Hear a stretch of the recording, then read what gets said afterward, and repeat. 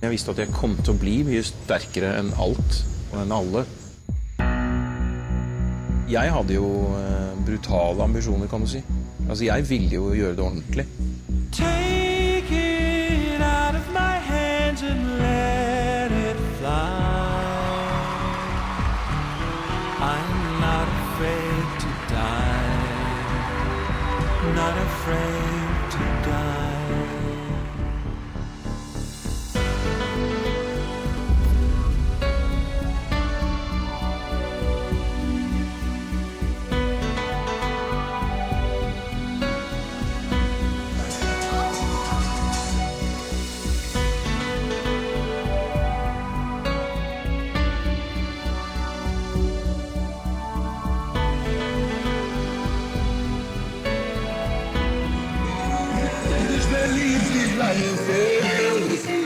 Det skjedde i Rio for 21 år siden. 198 000 betalende fans fylte Maracanã stadion og ga a-ha en verdensrekord.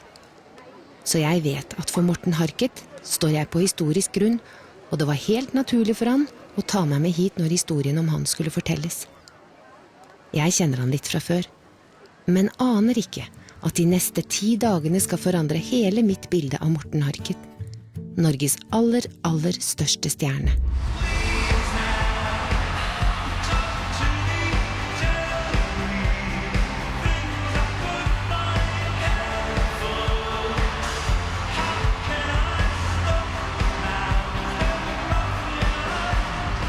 Det var jo bare svært, rett og slett. Det var jo bare kjempesvært. Det som slo meg mest var hvor veloppdratte folk var. Altså hvordan det var fantastisk aura rundt der. Altså flott stemning som du merket med en gang.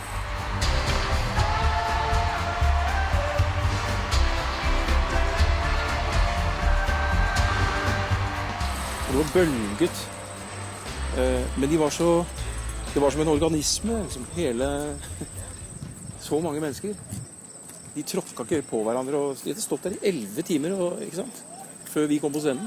Jeg hadde følt meg så Det er ikke til å tro, altså. Jeg tok det ikke helt inn, for å være ærlig. Nei, du tok det inn egentlig mer i ettertid. Men nettopp fordi denne hendelsen fant sted for over 20 år siden, var jeg rimelig sikker på at Morten ville være en helt vanlig turist i dagens Rio. Der tok jeg feil.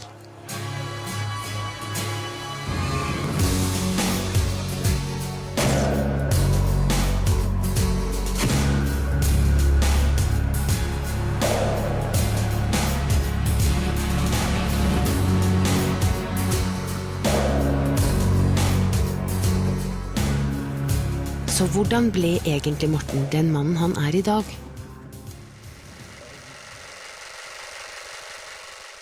Jeg husker veldig godt en dag jeg kom hjem fra skolen, da var jeg kanskje 7.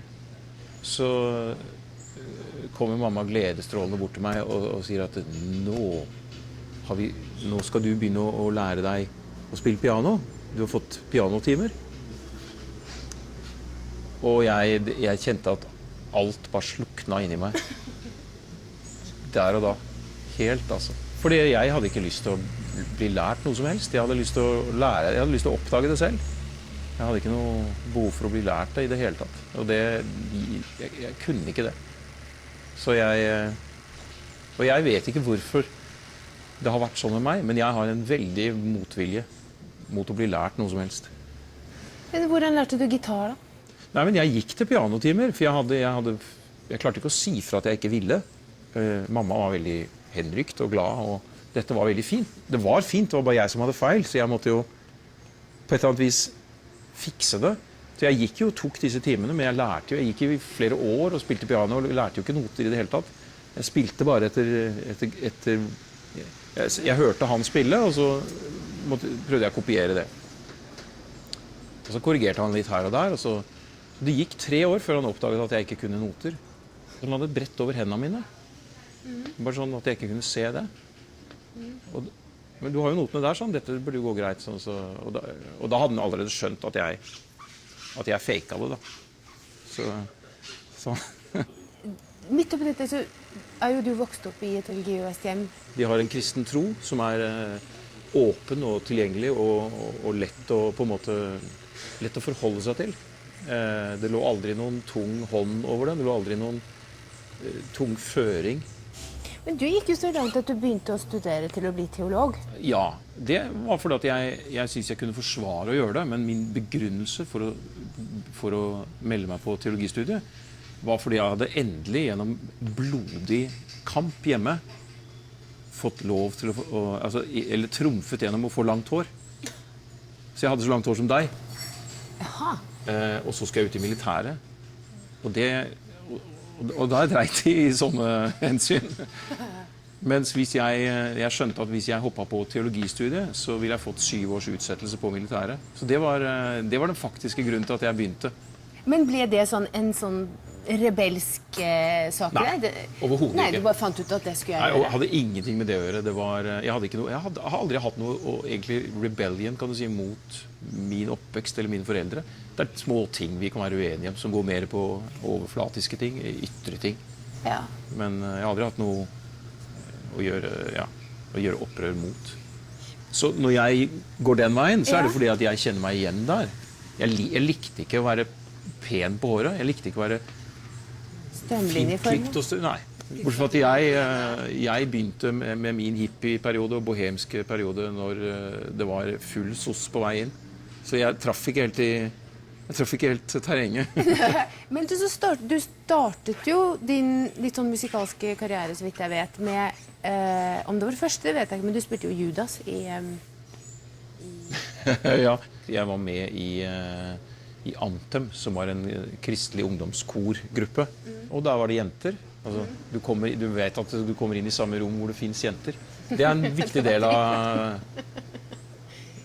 av drivkraften. Og så er det et miljø. Og så snakker man om livsspørsmål og så videre. Så var det jo et kor. Og de hadde ambisjoner om å sette opp musikaler og sånn, og da hoppet jeg inn i en av de rollene og ble naturlig valgt som Judas.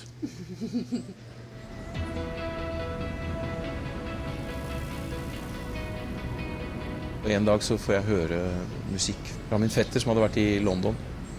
Kom tilbake med en plate. Og det eksploderte i hele meg. Så da skulle jeg starte band. Og jeg kunne ikke skjønne at ingen andre hadde tenkt på det i Norge. Jeg husker jeg var noe jeg ikke kunne fatte. Jeg skjønte ikke folk. Selvfølgelig var det jo en haug av band rundt omkring. Det var bare jeg som ikke var i tune. Men det var ganske tilfeldig at du kom borti Pål og Magne, var det ikke det? Jeg tror vel ikke det var så tilfeldig. Jeg hørte de spille som Bridges. Det var en veldig merkelig opplevelse, for at den var så tydelig. De sto der, og jeg visste der og da at det eneste de trengte, det eneste som manglet, var meg. Men hvordan gjorde du da? Gikk du opp og sa hei, nei, absolutt dere trenger ikke. meg? Nei, det gjorde jeg ikke. Det kunne jeg ikke. Det var jeg for stolt til, rett og slett. Så Hva gjorde du da? Det var ikke noen vits heller, for de kjente ikke meg. De måtte oppdage meg. Og da kunne det skje. Men hvordan gjorde de det? Til slutt var det vel det som skjedde. Men det tok jo litt tid, da. Resten er en historie hele Norge er stolt av. Talent, standhaftighet og usvikelig tro på seg selv brakte a-ha og Take On Me til topps i hele verden. Vi skal spille inn vår første video, og vi synes jo det er kjempekult. Vi er der 5 om morgenen eller noe. Vi er kjempetrøtte, og det er iskaldt. Setter oss der, får oss litt frokost, og jeg er i grunnen veldig spent. Vi har ikke hørt så veldig mye om, vi synes egentlig ikke vi har fått snakket ut ordentlig om videoen, og hva som skal gjøres. Så vi er veldig spent på, det har gått litt fort når det først begynte. Så kommer det noen damer inn, noen skikkelig sånn damer, altså. Veldreide altså, jeg prøver liksom å huske nå hvordan dette her var, men vi sitter jo der med bacon og egg og en bønnestuing. Og plutselig så bare begynner de å hive av seg klærne. De skifter. Og jeg står der og titter rett i rumpa på en som har bøyd seg forover, ikke sant? Og bare tar på seg noe. Splitter naken. Jeg ser Pål bare reiser seg og forsvinner ut av vogna. Og jeg sitter og tenker, jeg skjønner ingenting, ikke sant? Hva er det egentlig som skjer nå? Vi snakker om Vi skal gjøre en video til, jeg prøver å liksom gå gjennom her, vi skal gjøre en video til Take On Me. Hva er det i teksten her egentlig? Og hva slags låt er dette? Vi føler jo at det er en ren tegneserie søndagsskolelåt. Det er det jo. Tanken deres da, det er at de har leid inn de damene de kjenner da, tydeligvis. Han regissøren, han har fått tak i damer, og de damene skal liksom være i en eller annen limo, og de skal lage en sånn helt teit sånn popstjernegreie med babes som tyter ut av bilen. Og det var hentet rett fra altså fra strippe- og pornoindustrien. Vi blir jo etter hvert ganske klare på hvor vi står, men til å begynne med så var det sånn skikkelig krisefølelse. Altså. Helt. For en gang skyld var alle helt enige. Dette var helt feil. Ja, det kan du si. Vi var jo altså, plutselig 12-åringer. Altså. Følte oss helt... Han ender opp med å skyte noen skygger av dansende damer. Så på den videoen da, så ser du noen skygger av noen buktende kropper. Men han gikk jo videre når vi var ferdig med å skyte. Så begynte han å skyte de damene og brukte det til noe annet.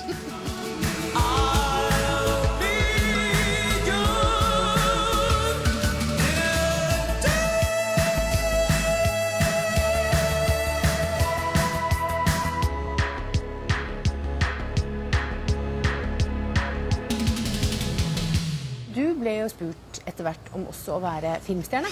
Spider-Man var en reell... Det var et hovedrolleforslag. Så du kunne vært Spider-Man? Ja, jeg fikk tilbudet da, om å være en versjon av Spider-Man. Det ville jo ikke blitt dagens... Men hvem i all verden sier nei til en hovedrolle som Spider-Man? Jo, han her gjør det. Ja, men hvorfor, Morten? Nei, fordi at det var ikke noe tid til å... Altså, da måtte jeg... Det var ikke aktuelt. Det som var vanskeligere å si nei til, det var... Jeg ble tilbudt en film med John Hurt, blant annet, og Helen Mirren. Og det er klart, det er jo helt... Det hadde vært... Sånt er jo fantastisk. Det er jo selvfølgelig... Men det ble aldri noe... De fikk vel aldri noe svar, tror jeg.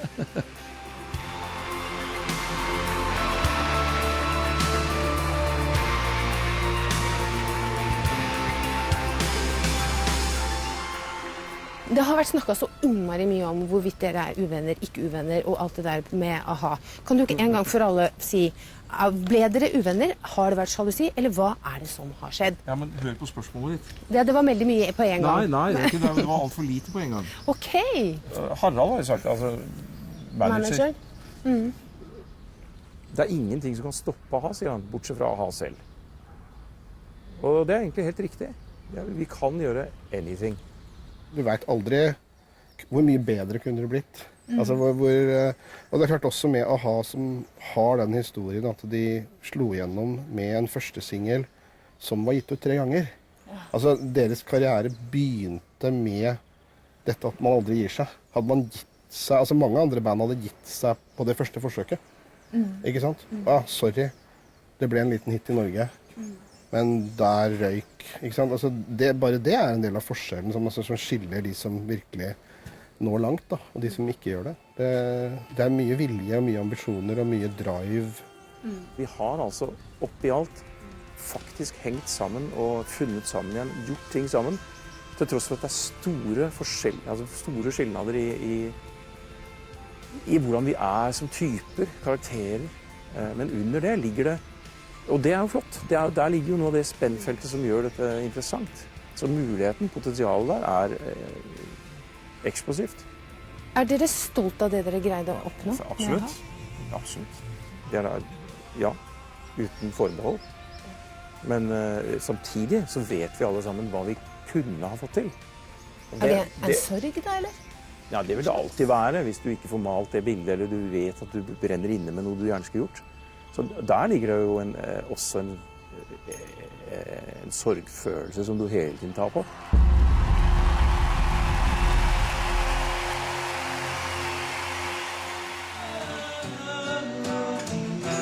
Men selv om a-ha er et avsluttet kapittel, vil musikk alltid være drivkraften i Mortens liv.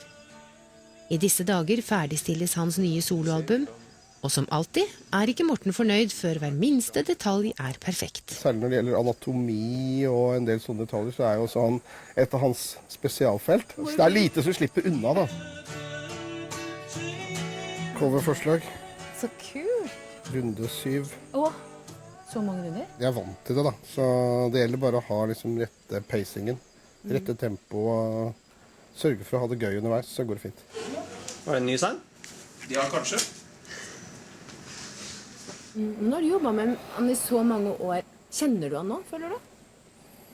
Ja, både og. Altså, Morten er jo en veldig sånn sammensatt person. Så det er mange lag å bli kjent med. Det er egentlig hans gitar, vet du, så er han så glad for å tenke.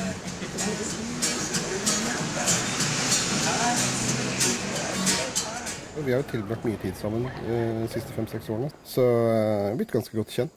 Og så er man jo, når man reiser og turnerer og gjør promotion, så er det ganske sånn, det er ganske tette forhold. Man sitter i biler i mange timer sammen, og man sitter og venter på flyplasser, og man skal finne på noe på kvelden etterpå. Så man blir jo, det er veldig intenst og mye tid sammen når man er og reiser, da. Så man blir godt kjent.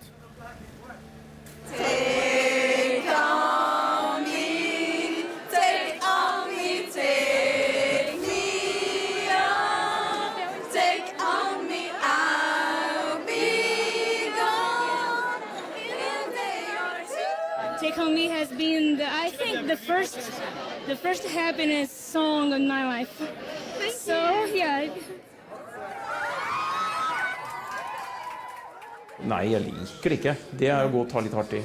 Det er hva det er. Det er bare å gjøre det på en greiest mulig måte, liksom. Og prøve å møte folk respektfullt, selvfølgelig. Fans, jeg har aldri likt det ordet. Det er mennesker for meg bare. Veldig ofte så blir det sett på som en nokså hjernedød tilstand, det å være fan. Da har du mistet all evne til å stille spørsmål ved ting. Liksom, du bare tar imot med åpen munn, og det stemmer jo ikke det hele tatt med virkeligheten.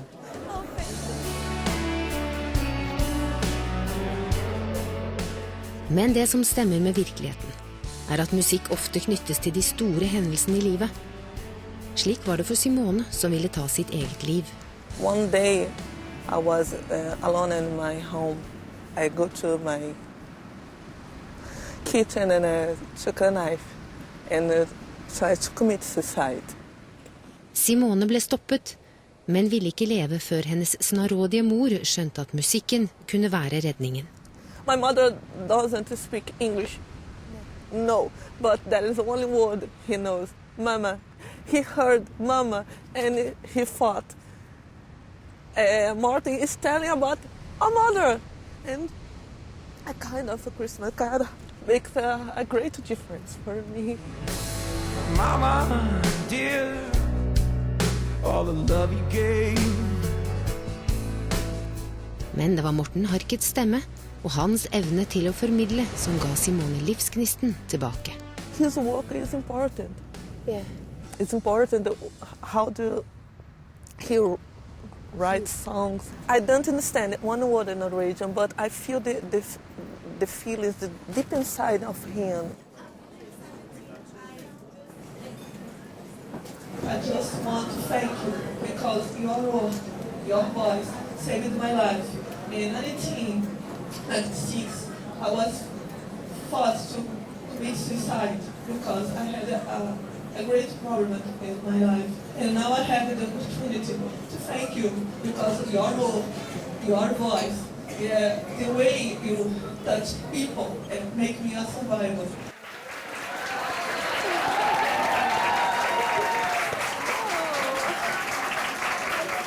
Det tok deg ganske lang tid å på en måte erkjenne at ja, jeg er en popartist. Ja. Og må være å stå i det. Ja. Men når du da er det, og så kommer man hjem, og så skal man liksom være far, og så man er husbonden, og så skal man gå på superen. Ja. Hvordan er liksom den Nei, forskjellen? du er aldri en av delene. Du er alltid alle delene. Hele tiden. Så jeg er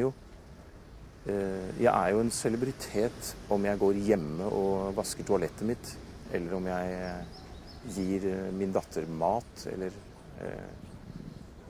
whatever, liksom. Det forandrer jo ikke det, for det der hele tiden. Jeg ikke et normalt menneske, og så det også like sant at jeg et helt normalt menneske. Begge deler sant. Jeg ikke normal i en sånn sosial forstand, så jeg både... Jeg har skilt meg ut gjennom hva jeg har gjort, og blir utskilt som følge av det. Det jo ikke kommunikasjon lenger. Du står bare egentlig og blir plukket på, ikke sant? Det jo ikke noe dialog. Det ikke en sosial hendelse som du selv del i. Det som skjer når du kommer i rampelyset, så blir du egentlig støtt ut av fellesskapet. Og så blir du satt lys på, og så hører du ikke lenger til flokken. Men følelsen av å være utstøtt fra flokken ikke ny for Morten. Allerede som barn fikk han kjenne på kroppen hva det vil si å være annerledes. Faen, du bare så teit. Etter pausen skal du blant annet få høre alt om Mortens vonde barneskoleår, når vi fortsetter vår unike reise i Brasil med Morten Harket. Everybody's gonna have to hurt somebody. Everybody's gonna need to be somebody. Baby, I'm the one. Baby, I'll be gone. Everybody Det var veldig morsomt. Ja, men det får si. Du synes det gøy? Jeg synes det ufattelig morsomt. Baby, I'm the one. Baby, I'll be gone.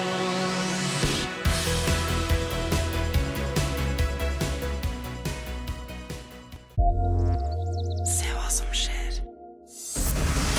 Vi i Dubai, og ingen av lagene aner hvor reisen går videre. Fort da! Det riktig, eller? Vent, pass deg! Så det fra begge sider. Hvordan kom dere hit før også? Vi har egentlig ikke... Heng på 1 million. Ok, gi noen penger da, vi trenger noen karma her. Gi noen... ass! Det mulig? The Amazing Race, Norge, på TV2, mandag klokken 20. Alle forbindelser. Her name is Sarah. I carried her down 31 flights of stairs. Alle nummer 9.5. leder til I knew Sarah. We became friends. dette øyeblikket.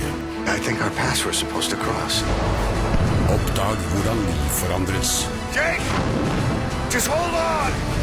No! Touch på TV2, mandag 22:30.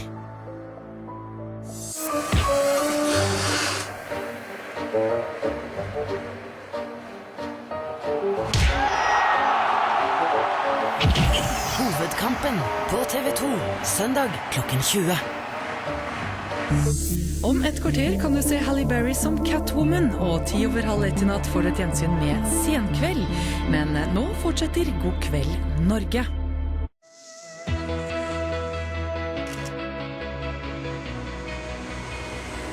Det egentlig ganske fascinerende at Morten, som har sunget for nesten 200 000 fans på Maracana stadion, har sett så lite av Rio.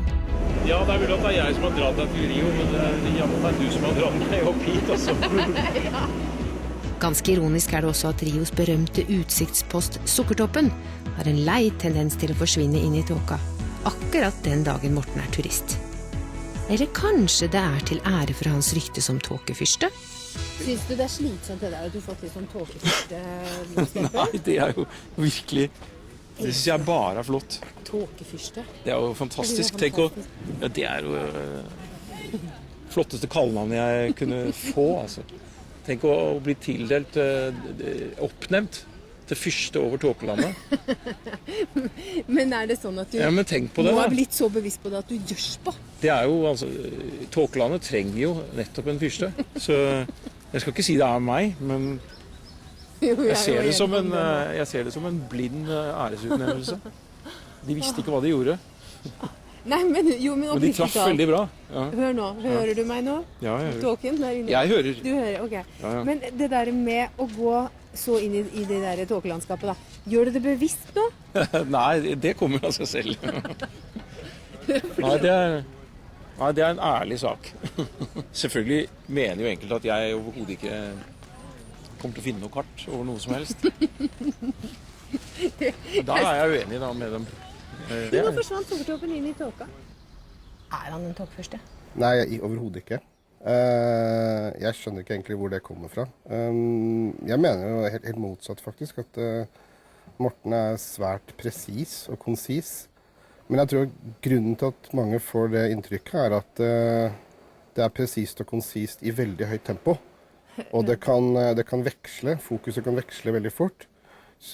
Men hvert enkelt utsagn mener jeg stort sett veldig, veldig presist og faktabasert. Men det går fort, du må følge med. Det ikke noe for nybegynnere. Der har vi den. 2 petaler, og så har du den tredje som har blitt en leppe, som omslutter den kjønnslige formeringsstokken, om du vil. Altså, den største styrken vel at han på en måte liksom, hypersensitiv, både intellektuelt og med sansene, da. Som har ekstrem evne til å se detaljer og til å fine-tune. Det selvfølgelig også, kan man godt si at kanskje også den største svakheten, for at da blir det et ekstremfokus som ikke kanskje alle greier å følge med på, da. Men det gjør jo at når man får lov til å følge de sansene, da, til å følge den jakten etter det perfekte og detaljene, så kan du også få veldig flotte resultater. Det høres ut som man kan bli ekstremt sliten også av de der mikrostyrte. Ja, det klart man kan bli det. Det blir han og det. Når jeg skal for eksempel prøve å forklare noe, for jeg skal fortelle og bruke ord da, på å beskrive noe, så det en ganske intens prosess. Også for meg. Jeg blir jo veldig lei av det selv også. Morten har alltid vært annerledes, og i barndommen hadde hans livlige fantasi en tendens til å smelte sammen med virkeligheten. Iver, entusiasme og innlevelse ble derfor kronet med bank, og gjorde barneskoleårene til et mareritt. Jeg opplevde ganske intens mobbing på skolen når jeg var fra 7-8-årsalderen. Og i de første årene der, altså barneskolen, opplevde jeg som ikke spesielt hyggelig. Og det henger sammen med at jeg var jo veldig entusiastisk på det jeg var opptatt av. Og forteller jo i det vide og breie what if, liksom. Se for dere dette. Men når det oppfattes da som om jeg forteller om noe som har skjedd, så blir jo det en blank løgn i de andre barnas øyne. Så blir jeg satt til veggs. Satt til veggs for å lyve, da, for å ljuge. For, liksom, dette har ikke skjedd. Det var ikke poenget. Poenget var opplevelsen. Poenget var å se det for seg. Eller, ikke sant? Så der kommuniserte de jo ikke. Og siden har det heller ikke gjort det. Men så sies det også at du brukte uendelig lang tid på vei hjem, fordi du ikke ville at moren din skulle oppdage at du ble plaget. Ja, det på en måte en utenkelig barriere å bryte, at du skal sladre, liksom si fra til noen andre, og det gjør bare situasjonen din verre. Du må håndtere det selv, på et vis. Det tok det lang tid før foreldrene dine oppdaget det da? De skjønte det av og til, liksom. Det gjorde de.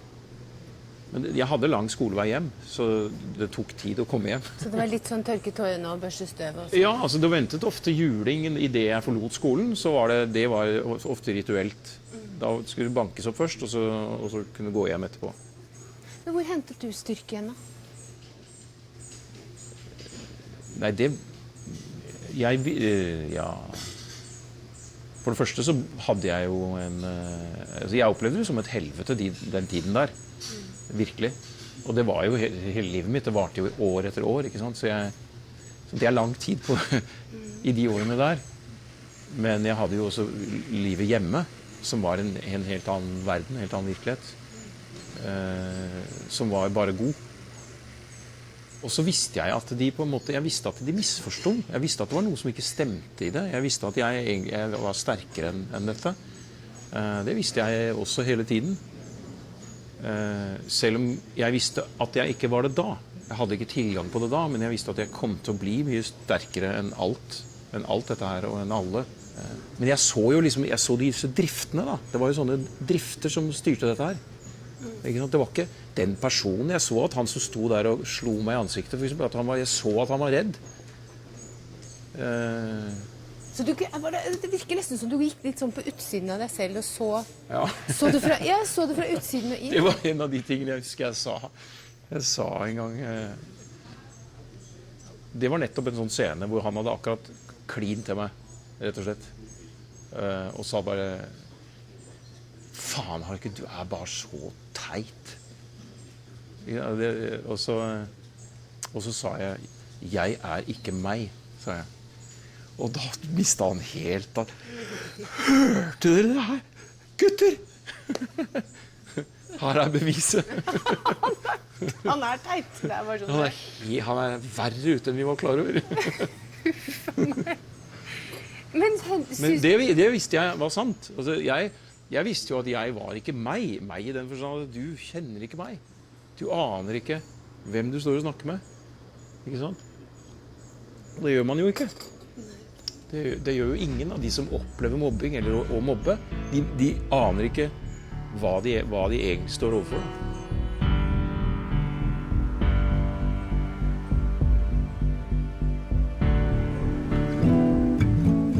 Når du sitter sånn, leker du deg fram til låtene? Ja. Det som er interessant bare, det er å se hva som skjer med en tone. Ba, for eksempel, i en tone. Ja. Hvis du har en akkord mot den tonen, så har du en opplevelse.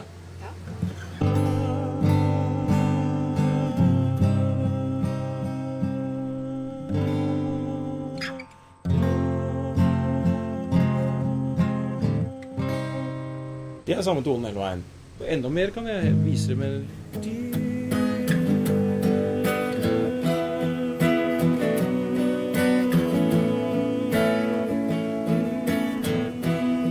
Hvis jeg har los på noe, så lukker jeg alle andre ting ute. Men det kan være i 3 minutter. Og det kan være i 10 dager. Du går inn og ut av den tilstanden, eller jeg gjør det. For meg så høres det ut som du synger mye forskjellig. Ja, men du kan synge samme tonen. Ja, men jeg klarer ikke å holde, tror jeg. Er det der? Ja.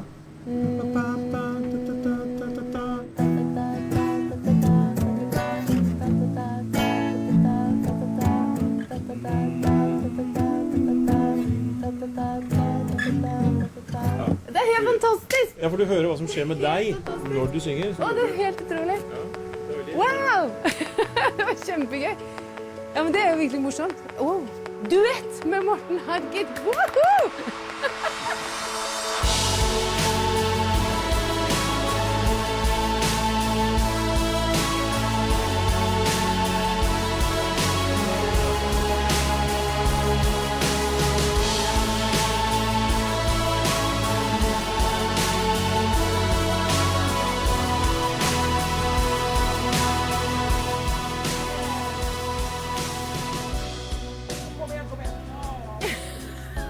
Så jeg er så trege, vet du.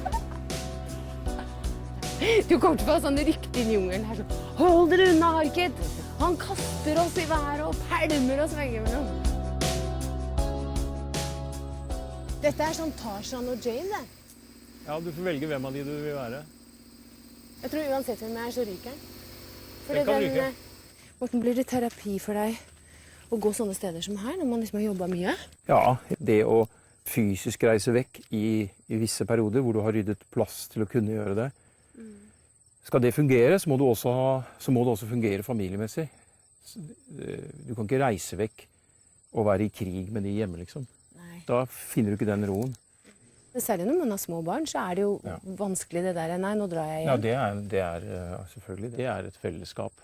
Er det viktig for deg, det der å ha familie? Jeg har aldri vært bevisst på jakt etter å etablere det. Men jeg har bare vært åpen. Men det gjelder egentlig i alle ting, synes nok jeg. Og så har jeg alltid hatt en stor romantisk side i meg, som handler om nettopp den kontaktflaten med et annet menneske som du møter i et forhold. Da. Og det finner du ikke alltid. Men du oppfattes jo, du er jo på en måte en flørt. Absolutt. Jeg flørter med alt i livet, jeg. Så det er jeg. Men opplever du innimellom at det blir misforstått, da? Innimellom? Hele tiden, kanskje? Ja, det er som regel. Wow! Men har du befunnet deg i situasjoner noen gang som er så med paparazzi, hvor du virkelig tenker hvor det klikker, liksom? Nei, det har aldri klikket for meg, heldigvis. Det skal veldig mye til. Men jeg har slått ned en paparazzi en gang i England, fordi det var nødvendig. Jeg hadde ikke noe valg. Det var en jente jeg gikk sammen med, og han gikk jo rett på, helt inn sånn og pumpa på med bilder på hun jenta. Et bilde der ville ha satt i gang en jakt på henne, som hun ville blitt utsatt for, som ville vært veldig uheldig for henne. Ikke fordi hun hadde noe å skjule, men jeg var nødt til å stoppe det. Jeg var nødt til å ta den filmen, bare parkere hele hendelsen. Og det var ikke han interessert i. Så det ble håndgemeng? Jeg løftet opp hånda mi sånn med en plastposen. Og han hoppet på hånda mi med haka si. Det var litt det som skjedde. Så reiste han seg opp igjen og skulle fly på meg, og så stoppet han opp, fordi at han så hvordan jeg så ut. Og jeg merket bare at for jeg håpet inderlig at han hadde flyttet på meg akkurat da. Når du drar på ferie med familie, sånn, er du hele tiden oppmerksom på sånne ting? Og Ja, det er ikke så lett å gjøre det. Det er det ikke. Fordi det er enormt krevende å forholde seg til folk, og samtidig, altså det går ikke, og samtidig ha ansvaret for barn, for mindre barn, da. Det er ikke mulig. Nå ble den litt avsporet, så jeg. Det så du ikke. Du tolka det ditt. Jeg så det på hele kroppsspråket. Nei, men du vet ikke noe om hvilken prosess som foregår her.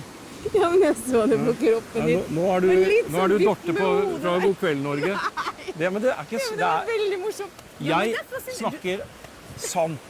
Jeg vet det. Og hvis jeg hadde brukt krefter på å analysere de, da hadde jeg sagt det. Men jeg registrerte det mens jeg var i en helt annen prosess i huet. Det er det som er sant nå. Det betyr ingenting for meg, men det stemmer ikke. Men du synes det er gøy. Jeg synes det er ufattelig morsomt. Ja, det skjønner jeg. Jeg skjønner jo at det er gøy. Take this cold heart of mine. Take this man who wants to shine. What's that word in your mouth? I can't hear you when you shout. I cannot take what you cannot give. Everybody's gonna have to hurt somebody. Everybody's gonna need to be somebody. Baby, I'm the one. Baby, I'll be gone. Everybody wants to know where they belong. Everybody's got the right to get it wrong. Baby, I'm the one. Baby, I'll be gone.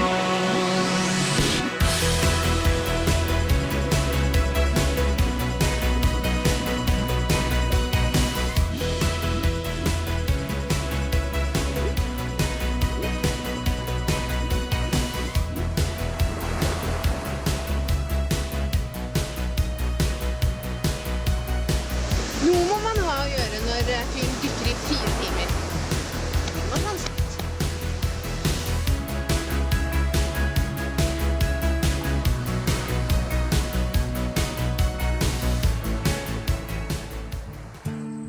Morten er perfeksjonist i fingerspissene og leter utrettelig etter den perfekte måten å bruke sin unike stemme på. Men det perfekte er også Mortens største fiende.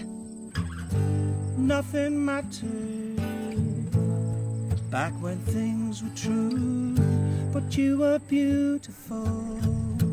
You had things to do. Stygge toner da, er også interessante. A-ha-låta til Forever Not Yours.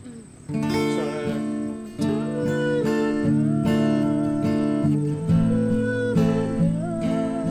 Det er akkurat samme melodien.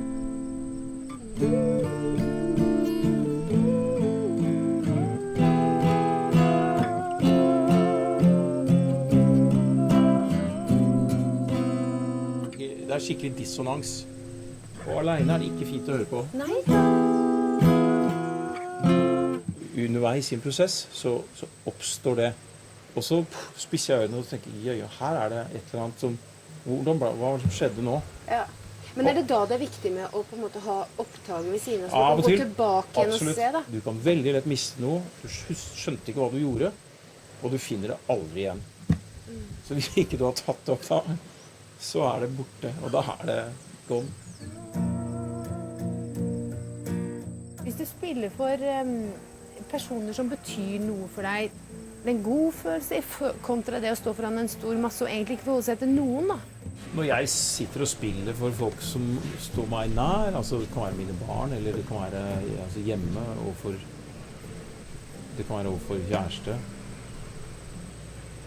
da ikke jeg noe annerledes enn det som setter seg og gjør det, på en måte. Da jeg bare meg, og det like beklemt, om du vil, som det vil være for deg å sette deg med gitar, eller kanskje lettere for deg, for du har ikke noe å leve opp til der. De også dine største kritikere da?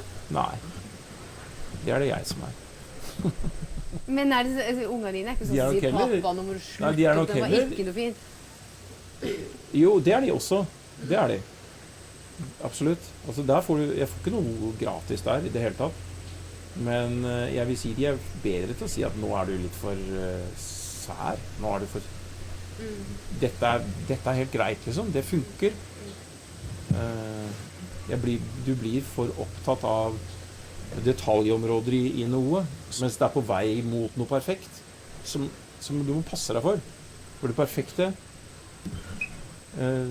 sa min pappa til meg en gang, ikke så lenge siden, du må passe deg, Morten, for det perfekte kan bli det godes fiende.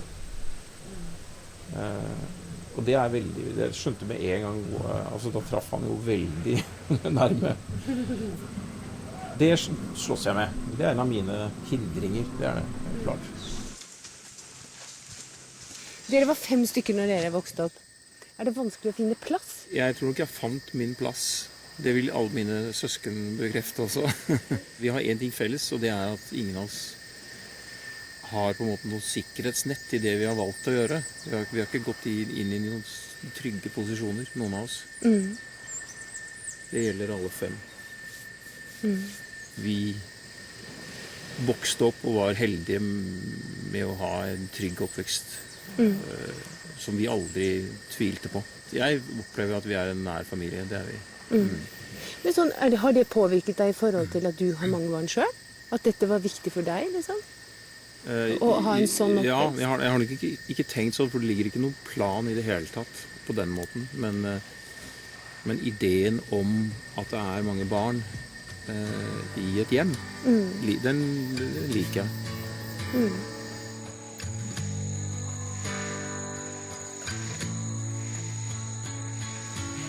Bare det å sitte og være, fortsatt da ikke foran TV-en faktisk, men bare være uten sånne type støysignaler, det har høy verdi.